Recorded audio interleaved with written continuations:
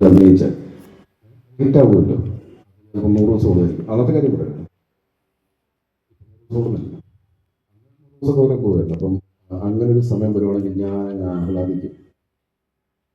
അത് ആ സമയത്ത് സംഭവിച്ചില്ല. പക്ഷേ ഞാൻ തീരുമാനം എടുക്കുവാണ്, ഞാൻ ആഹ്ലാദിക്കില്ല. ഞാൻ വളരെ മെച്ചൂർഡായിട്ട് എനിക്ക് സക്സസ് ഹാൻഡിൽ ചെയ്യാൻ വേണ്ടിയിട്ട് എനിക്ക് പറ്റും. ഞാൻ ഒരുപാട് ദുഃഖിക്കില്ല.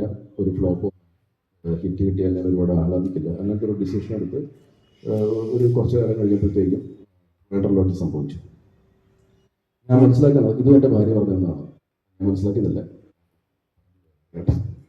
എൻ്റെ ഭാര്യ പറഞ്ഞത്, സൈജു, ദൈവത്തിനും അറിയാം, അല്ലെങ്കിൽ നമ്മൾ ഈ അൾട്ടിമേറ്റ് പവർ ഉണ്ടല്ലോ, നമ്മളിപ്പം ദൈവം എന്ന് വിളിക്കുന്നു, അല്ലെങ്കിൽ അൾട്ടിമേറ്റ് പവർ, നമ്മൾ എന്താണ് കൺട്രോൾ ചെയ്യുന്നത്. ഐദർ അൾട്ടിമേറ്റ് പവർ ഓർ ഗോഡിന് അറിയാം ഒരാൾക്ക് എപ്പോഴും സക്സസ് കൊടുക്കേണ്ടതെന്ന്. അയാൾക്ക് ഹാൻഡിൽ ചെയ്യാൻ പറ്റുമെന്ന് ദൈവത്തിനൂടെ തോന്നണം. He's matured enough to handle success. അപ്പോഴായിരിക്കും ഇത് നമുക്ക് സക്സസ് കിട്ടുന്നതാണ്.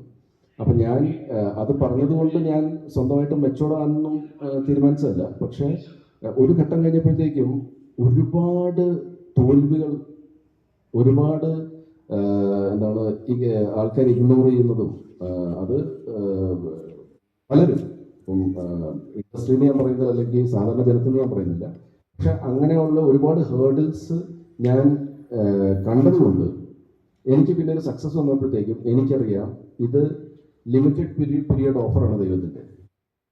ഇത് അധികം കാലം കാണില്ല.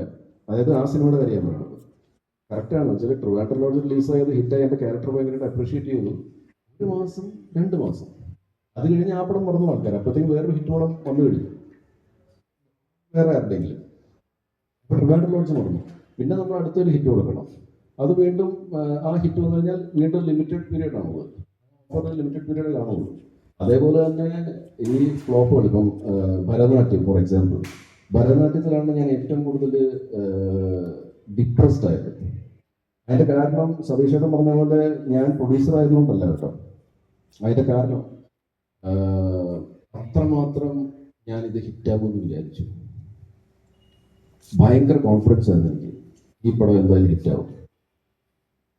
ഈ കോൺഫിഡൻസ് ഞാൻ ആരോടും ഞാൻ കാണിച്ചിട്ടില്ല. എൻ്റെ ഫാമിലിയിലും എൻ്റെ പാർട്ട്ണറും അല്ലെങ്കിൽ സംവിധായകൻ അവരോടൊക്കെ ഞാൻ കാണിച്ചിട്ടുണ്ട്. പക്ഷേ പുറത്ത് ഞാൻ ആരോടും പറഞ്ഞിട്ടില്ല അങ്ങനെ ഓപ്പണായിട്ട് ഇതെന്തായാലും ഹിറ്റാണ്. വിനോദ് ഗ്യാരണ്ടി ഞാൻ പറഞ്ഞിട്ടില്ല.